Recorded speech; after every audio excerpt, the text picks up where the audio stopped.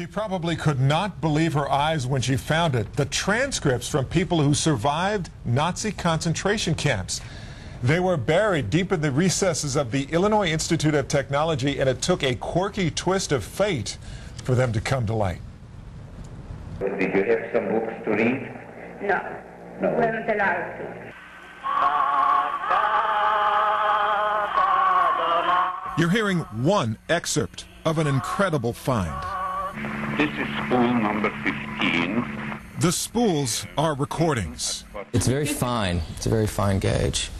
Coiled wire containing voices from the Holocaust that were locked in the past and close to being lost until a professor at the Illinois Institute of Technology stumbled upon them. As I was going through my mail on a Friday when I had some time, I opened this reprint of a publication from the university from 1946.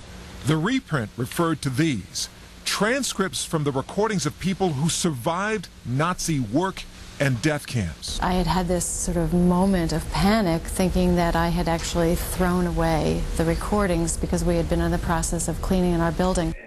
She scoured the library stacks and found them, then immediately told this to the Dean of Libraries. You have this unbelievable collection in the basement, and we need to do something about this because it's important for the world to know these stories. So we manually took all 70 interviews and transcribed those to be put on the website. I left Paris on a bicycle on June the 13th.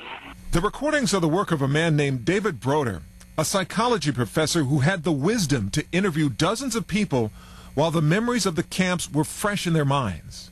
Esther is 13 years old. He interviewed these subjects in their languages within a year after the war had ended in displaced persons camps, before there was really even a context for the Holocaust, before the Holocaust had a name. One excerpt Dr. Boder recorded comes from a woman who described the moment when a camp guard heard traditional ethnic songs coming from a room. She came to our room and said, "You make sudden noise," and she panicked out. It strikes everybody of us. It never happened again. Dr. Boder asked her to remember the song, to write down the words. We want to preserve that material. We don't want that material lost.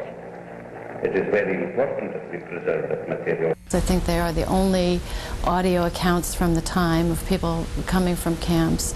Now the interviews from heavy recorders Dr. Boder lugged all over Europe have reached the high-tech world of the 21st century. The sound has gone from wire spools to online streaming and delivers a stark message about the past that the modern world should hear. Material like this is very immediate, very, very important, and still obviously has a lesson for us all. Members of the Washington, D.C. Holocaust Museum are contacting some of the people Dr. Boder interviewed. It represents a chance to add context to those stories, but those accounts will never be as pointed as they were back when Dr. Boder recorded them the year after World War II. I got to tell you, I wanted to hear more and more. So you can see the transcripts online of these conversations? They've got them all streaming online right now at the Illinois Institute of Technology's website, and many of them in foreign languages, but plenty of them are in English. Wow. Fascinating, Byron. Thank you.